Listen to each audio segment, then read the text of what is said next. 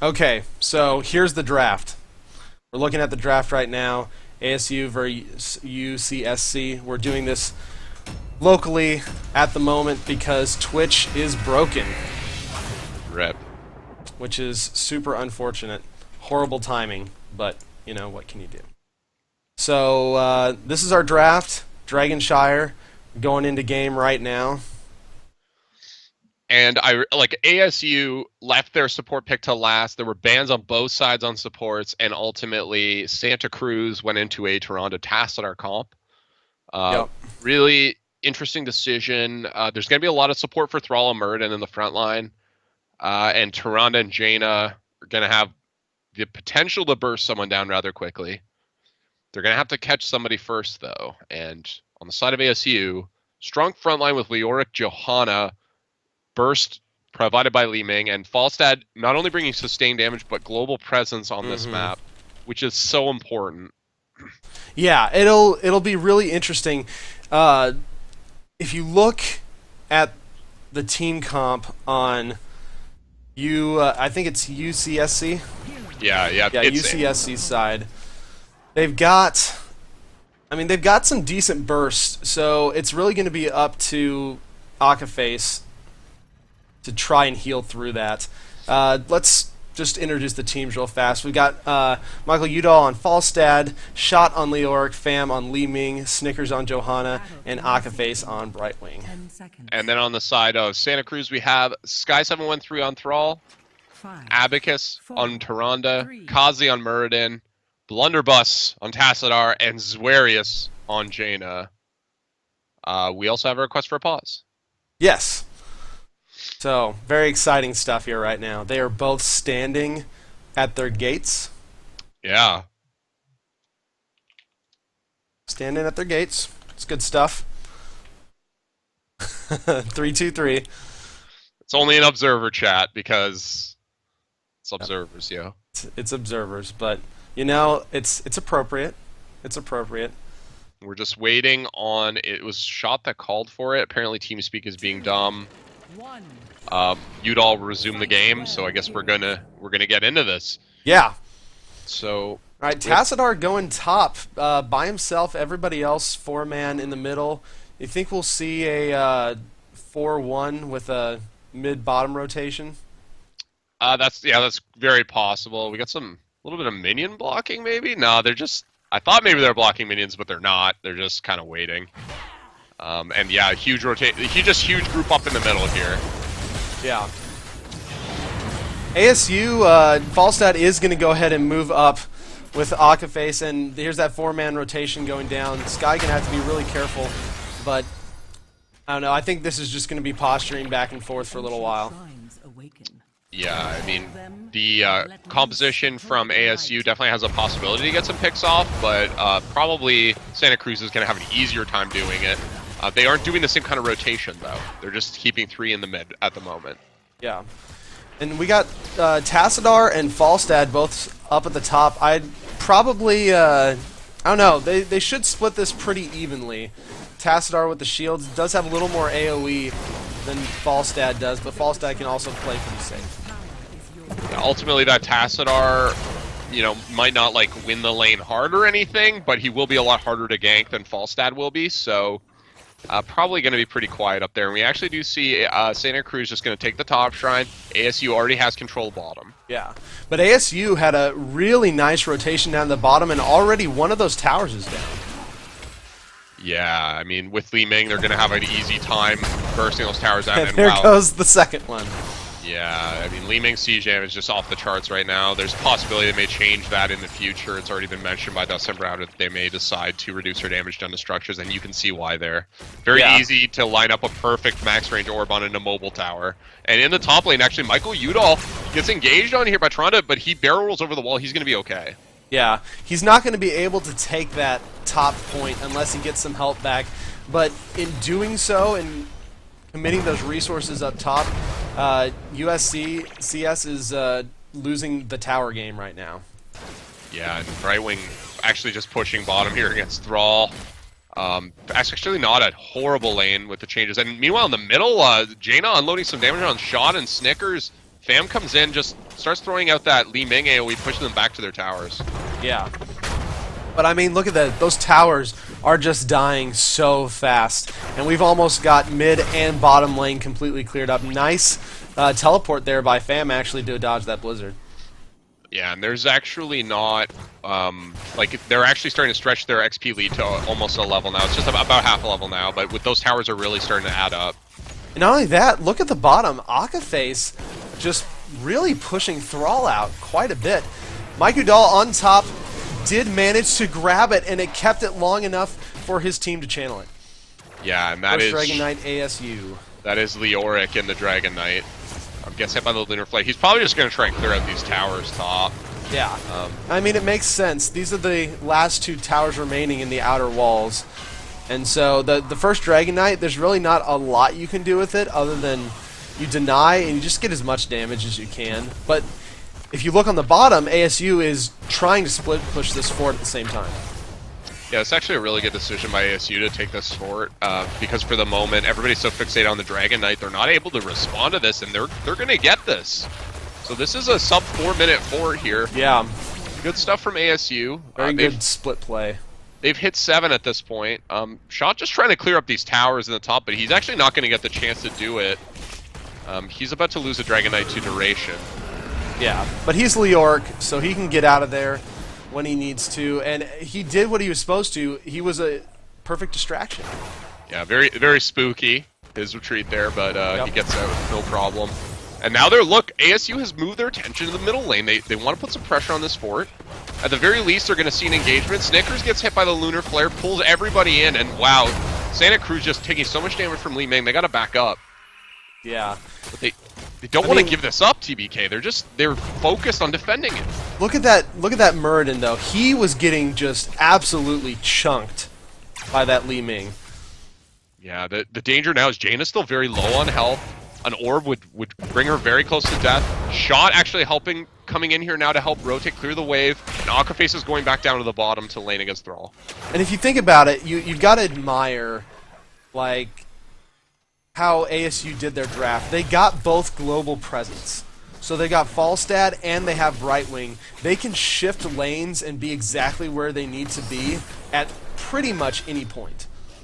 Yeah, and that's going to help them a lot as they do exactly what we just saw, which is use the Dragon Knight to just push somewhere else if needed. And it was very effective, and it will continue to be effective as long as it's not late game. The Dragon Knight is not extremely powerful on its own, No, so it it's offers not. a great split push opportunity for this team. Yeah, and they have the split push. As long as Li Ming doesn't take that Dragon Knight, she can just provide massive, massive siege damage. Yeah, no doubt. And they're doing so in the bottom here. They have a siege camp pushing up, and they're actually just going to try and push up to these towers. And now Santa Cruz really has to respond to this or lose their keep towers. Yeah, level 10 has been reached on the side of ASU, so Santa Cruz has to be super careful with how they engage. It looks like we've got Gust, Entomb, Disintegrate, Bless Shield, and Blink Heal picked up on the side of ASU, and Shrines are now up again. Yeah, and they actually lost both those keep towers also. So they went back after doing that bruiser camp, but it was a little bit too late. Johanna just helping the siege camp get pushed up, but that wave is going to be cleared now. Thankfully, Santa Cruz does have control of the top, but Brightwing is teleporting in. Yeah, and this is again the power of this global presence that ASU has built. Brightwing was able to come in with that extra shield. I believe she got the phase shield at level 7 and give Mike Udall that extra push he needed to stay alive. And Shot is going to pick up the Dragon Knight again. Tyrande getting hit by Disintegrate. Bless Shield goes down, and Falstad just helps eliminate Tyrande there as she's stunned by the Bless Shield. The Dragon Knight now pushing into the mid. Yeah, and this is going to be a guaranteed fort for them, and they may even be able to grab those 2 inner keep towers as well. Yeah, I'm wondering if they might not try and switch their focus to the bottom keep here a little bit. Looks like Udall maybe wants to do that. He's going to be split pushing. I mean, Sundering does come out. Santa Cruz did hit level 10, so ASU may back up a little bit now. Fam is completely out of mana. People are at half health, and yeah, they really just can't push too much more without risking a lot. I love having Leoric in that Dragon Knight. because it allows him to maintain aggressive positioning, even when the duration is low, even when the health is low, forces Santa Cruz to respond to the Dragon Knight, because he's not afraid of getting out. He could just Wraith Walk out, he can throw out an Entomb to block people if he has to. He has so many options to get out. As soon as he comes out, he's pretty much immune. And he does have also the duration on Wraithwalk as well as the reduced duration from Hardened Bones, so he's going to be a slippery target coming out of that Dragon Knight. Like you said, he's going to be very hard to kill. Yeah. So Santa Cruz did pick up their ults. We do have Sundering, Shadowstalk. Both of those were actually used in the last fight. Avatar from Muradin, Force Wall from Tassadar, and Ring of Frost from Jaina. And Johanna actually going really deep to try and get Tassadar. Ooh, Fam in a bad spot. Gets the face shield from Akaface. Teleports out. Ring of Frost goes down. Beautiful Ring of Frost by Jaina. And a Blizzard right on top of that to just completely delete Fam. And that's exactly what Santa Cruz needed right there. Yeah, it's a little bit of hubris, honestly, I think, from ASU. They decided, just decided to go behind the towers there. And Li Ming was so far forward. Had no real chance of getting out of the fight as Santa Cruz wrapped around. Santa Cruz is going to pressure this top, but at the same time, ASU is now pressuring this keep on the bottom. Leoric with the Entomb, so much damage, and Udall and Shot are able to clean up Jaina, no problem. And Akaface is just going to teleport in and join them. Like, we've seen this time and time again, the global presence. Hey, you guys are in the right spot, let me show up too and help. And they said, Santa Cruz, okay, you can have our fort, we'll take your keep. Yeah, not a trade you want to make. Thankfully, Santa Cruz very close to 13 as the shrines are coming up, so they would be on an even talent here if they wanted to team fight. Yeah, and honestly, they probably need to take, if they can get the advantage or if they can get the positioning, they need to take a team fight soon, because we've only got, you know, 3/4 of a level until ASU is 16. And once they're 16, now it could be really bad. And smart moves from Santa Cruz. They know they don't have control of the shrines in the mid lane here. Ooh, Gus goes down. Udall gonna try and cap the Dragon Knight. Oh, and a beautiful Entomb to block Santa Cruz from even getting there, and Udall ends up getting the Dragon Knight. That was a gorgeous Entomb from Shot. It really was. And that's just shows it's just a great way to use that Entomb, not actually even catching anyone in it, but just to block progress. Very, very creative. I really like that. Sundering goes down from Thrall, though. Ring of Frost not close to anything. Bam gets the face shield and teleports away. It was a great wall, but unfortunately, the rest of Santa Cruz was not quite close enough to capitalize it. Avatar is popped. So much damage going on to Leoric, but he's just going to Wraith Walk out of there. Nice force wall again, but it was Johanna behind it, and there's just not a whole lot you can do with that. ASU turning now onto Thrall. Thrall dead, and now they're on the chase. Yeah, they turn that fight around with that polymorph. Oh, wow, Udall with the Gust. And he's just... two people, and they are just deleted. You know, Li Ming actually does die in that conflict, but at this point, they have a huge numerical advantage. They can push in, threaten this keep potentially. They are low, but Brightwing has the heals over time, potentially, to just allow them to do this. And yeah, they're going for this keep. And both the tanks are still alive. This is the power of that double tank comp, especially when only Thrall has the potential for Giant Killer, is they can just bully Santa Cruz. Yeah, Shot actually just going to leave at this point. Yeah, they get pushed off here. Thrall looks like he's maybe trying to check for a Sundering, but actually Sundering just coming off cooldown now. Akaface going to go to the... No, he's actually just going to head back to base, and the team is just backing up generally for ASU. Yeah. This is a good time. They did a great amount of pushing. They're going to grab some Merc camps. They're going to get healed up and just get that map control again. And that's exactly what they want to do. They got the bottom keep. Top keep is so close to falling. They're in really good control of this game right now, Josh. Yeah, and Santa Cruz just trying to soak some XP right now. They get a Bruiser camp. Tassadar was soaking the top lane. Now they're rotating towards their own siege camp. They have to be careful because this is the only camp on the map that's not taken. It's pretty obvious that they're here. And Shot realizes that he's going to run in, throw down an Entomb potentially. No, he actually just engages. Yeah, and the force wall goes down. Beautiful Sundering into a Ring of Frost. ASU taking so much damage, and Brightwing is deleted. Wow, Thrall actually the Flesh Shield goes out and destroys Thrall. Disintegrate doing tons of damage. Bam takes a lot of damage. Udall low health. Everybody is so low at this point. Oh gosh. Oh wow, and the teleport calamity damage from Bam is real. This is exactly where those Li Ming resets came in. Santa Cruz got a really good engage, honestly, but with that one kill, Li Ming was able to snowball that, and they're just going to go for core. Yeah, and at this point, the death timers are fairly long. They don't have a healer, and many of them are low health. But at this point, I don't think it's going to matter. Thrall does not have Sundering available. If he did, this would actually be potentially a dangerous situation. He does kill Udall. Now we have Akaface teleporting back in, but it looks like it's too little too late. No, we had Giants, we had a Catapult on the core helping them out. They knew they just had to stall it a little bit more, and without that Sundering, Thrall just wasn't able to make the impact he needed to. And that last team fight, TBK, it actually started with Brightwing dying. Yeah. That was the first death, was that Akaface was destroyed. Yeah. And despite that, ASU held on. Fam got a ton of value out of Calamity. Just did so much damage. Oh, yeah.